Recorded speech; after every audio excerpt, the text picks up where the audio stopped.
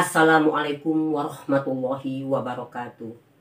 Hadirin yang berbahagia, izinkan saya dalam kesempatan ini untuk menyampaikan tausiah dengan mengambil tema rahasia doa terkabul. Ini adalah merupakan jawaban dari pertanyaan Ibu Saenah, Ketua Pengajian Rempak Kabupaten Lampung Selatan, yang menjadi pelopor berdirinya pengajian-pengajian di seluruh pelosok-pelosok Merbau Mataram. Khusus saya berikan tausiah ini sebagai jawaban dari pertanyaannya. Hadirin yang berbahagia, mungkin kita sering bertanya-tanya di dalam hati kita, mengapa doa kita itu tidak terkabul? Mengapa saya sudah berusaha berdoa siang malam pagi sore memenuhi tata cara dan sebagainya, tapi doa saya tidak juga terkabul?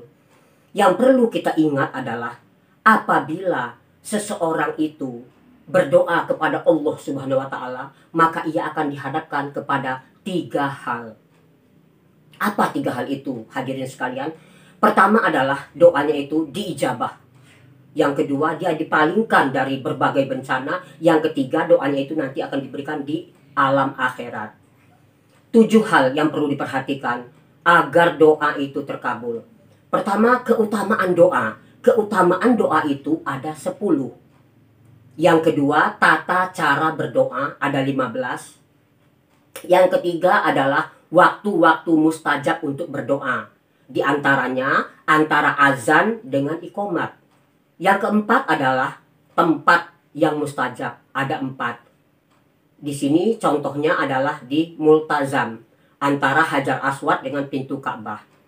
Yang kelima adalah doa daripada yang ini yang terkabul langsung diijabah oleh Allah Subhanahu wa Ta'ala, tanpa perantara, tanpa perisai. Tidak ada jarak antara yang berdoa dengan Allah Subhanahu wa Ta'ala. Sabda Rasulullah SAW, doanya itu akan dinaikkan ke langit bagaikan jilatan lidah api. Allah menaikkan doa ini ke atas awan dan membukakan pintu-pintu langit untuk mengabulkan doa itu. Itu ada 9 doa yang diijabah oleh Allah. Yang kelima adalah penghalang doa. Penghalang doa ada 5. Di antaranya yaitu makan, minum, berpakaian, tumbuh dengan gizi yang haram.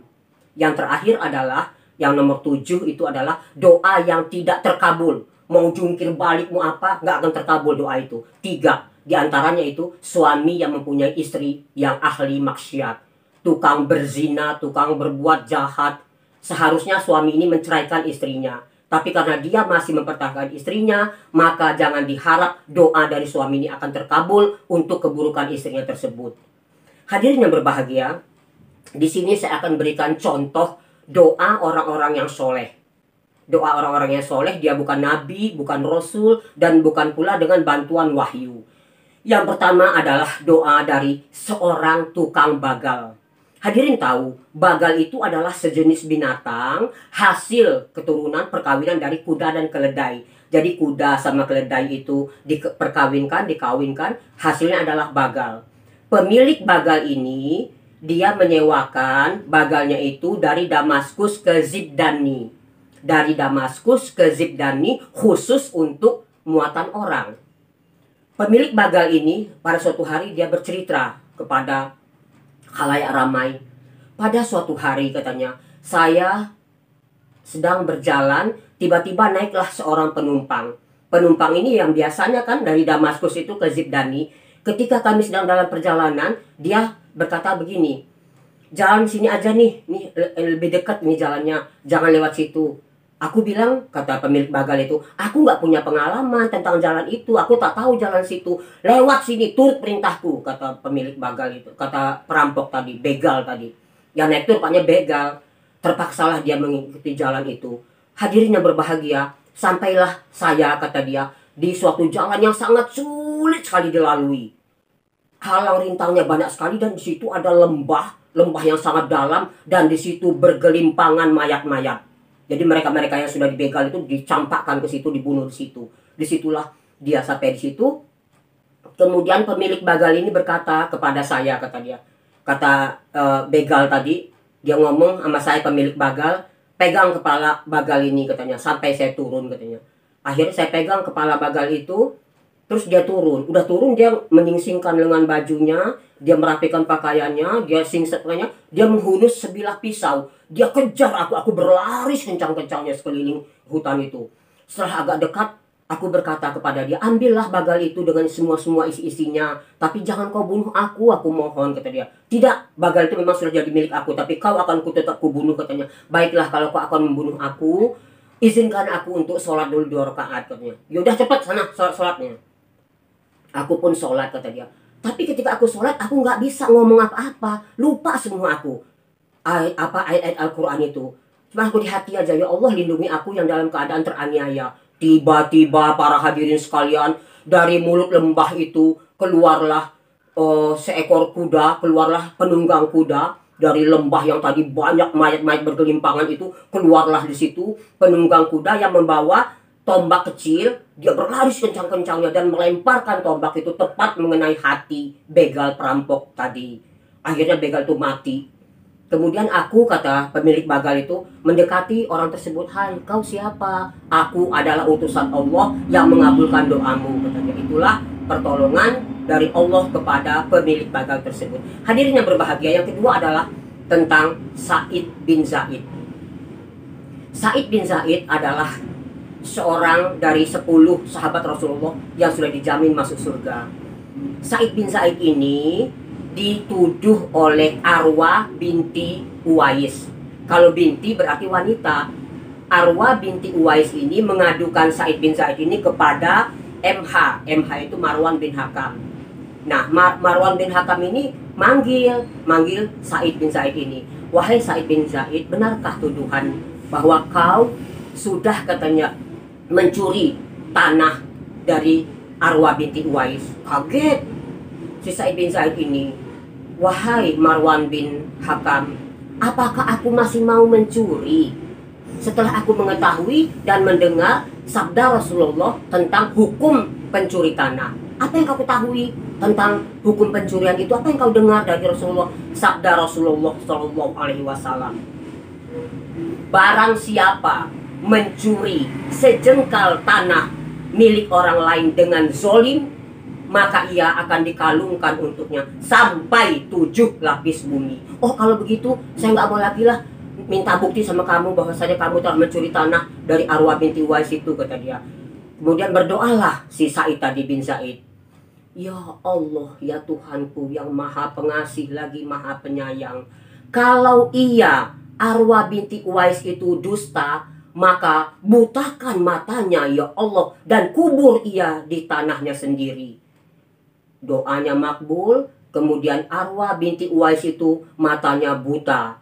Ketika ia berjalan-jalan di dinding rumahnya, sedang itu dia kepleset masuk ke dalam lubang. Lubang itu ternyata adalah sumur miliknya sendiri. Ia mati di dalam sumur itu, dan itulah kuburnya. Itu Sa'ad bin Abi Waqqas itu alias Abu Ishaq, dengan istilahnya itu Sa'id tadi dituduh bahwasanya dia adalah pencuri tanah. Itu yang Sa'id. Yang pertama tadi adalah pemilik Bagal, yang kedua adalah Sa'id bin Zaid, yang ketiga adalah Sa'ad bin Abi Waqqas alias Abu Ishaq. Ini dia 3 peristiwa yang didoakan sama dia. Yang pertama adalah dia, Sa'ad bin Abi Waqqas ini alias Abu Ishaq ini, dituduh oleh penduduk Kufah. Dia diadukan kepada Umar. Umar memecat dia. Abu Ishaq ini dipecat sebagai pemimpin, gantinya adalah Ammar. Tuduhannya apa, hadirin sekalian? Tuduhannya adalah dia tidak bisa sholat dengan baik. Maka bertanyalah si Umar tadi, benarkah kamu nggak bisa sholat dengan baik? Ketahuilah, kata Sa'ad bin Abi Waqqas, Abu Ishaq tadi, demi Allah, aku melaksanakan sholat bersama mereka dengan sholatnya Rasulullah, tidak mengurangi. Aku sholat isya dengan tenang di 2 rakaat pertama, dan aku meringankannya di 2 rakaat terakhir. Yaitu kan tuduhan dari penduduk Kufah, katanya. Kalau begitu kau pergilah ke penduduk Kufah, kau pergilah ke masjid-masjid, tanyakan tentang tuduhan ini. Mereka kan nggak tahu bahwa kau adalah Sa'ad bin Abi Waqqas atau kau Abu Ishaq. Pergilah mereka ini, semua penduduk Kufah itu ditanya, semua masjid ditanya, semua menjawab bahwasanya Sa'ad bin Abi Waqqas ini adalah orang yang baik.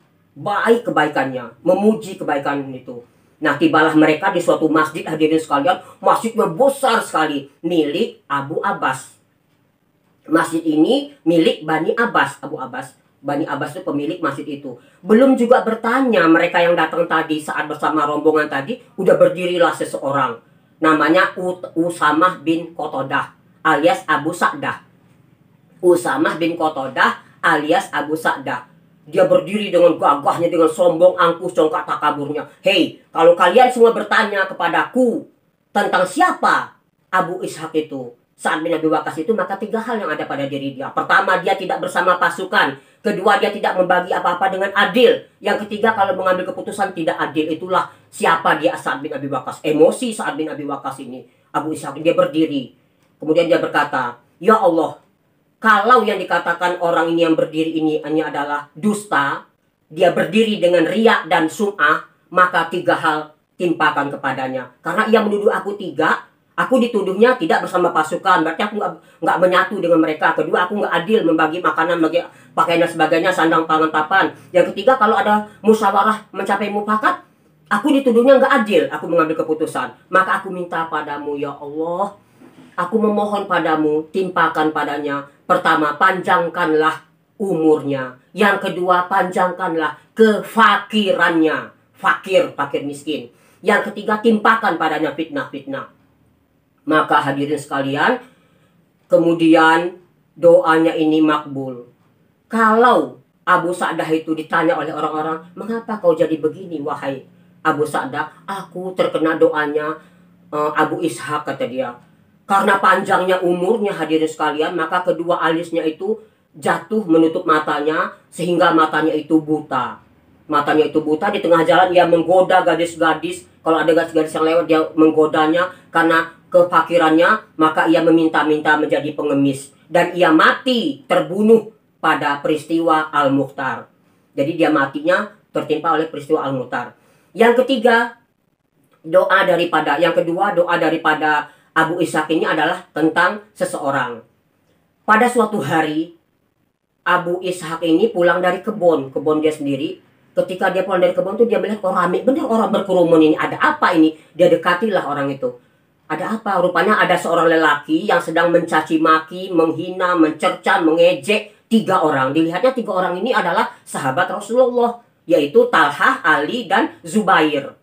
Dicaci maki, dihina, diam saja mereka bertiga ini. Dinasihatilah oleh Abu Ishaq tadi, jangan kau caci maki dia itu, berhentilah. Masih menjadi-jadi dia. Akhirnya habis kesabaran dari Abu Ishaq ini, dia bilang, berhentilah kau menghina orang, mengejek orang yang ahli surga, atau aku akan berdoa untuk keburukanmu.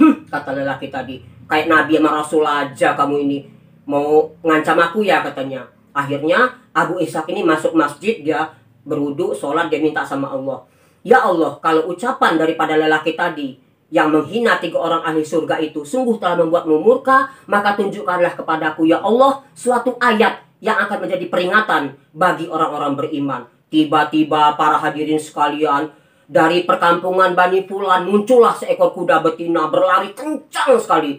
Mereka yang berkerumun tadi bubar. Akhirnya kuda betina tadi menginjak-injak lelaki tadi, dia mati di situ. Orang-orang pun semuanya pada bubar semua. Kemudian yang ini tadi, yang di masjid tadi, didatangi oleh 2 orang manusia. Kata dia, wahai Abu Ishaq, Allah telah mengabulkan doamu. Wahai Abu Ishaq, Allah telah mengabulkan doamu. Hadirin yang berbahagia, demikian tadi contoh cerita orang-orang yang soleh yang dikabulkan doanya oleh Allah Subhanahu wa Ta'ala. Jadi untuk pelajaran bagi kita bahwasanya tidak semua doa itu dikabulkan. Saya akhiri, wabillahi taufiq wal hidayah. Nasrun minallahi wa fathun qarib. Wassalamualaikum warahmatullahi wabarakatuh.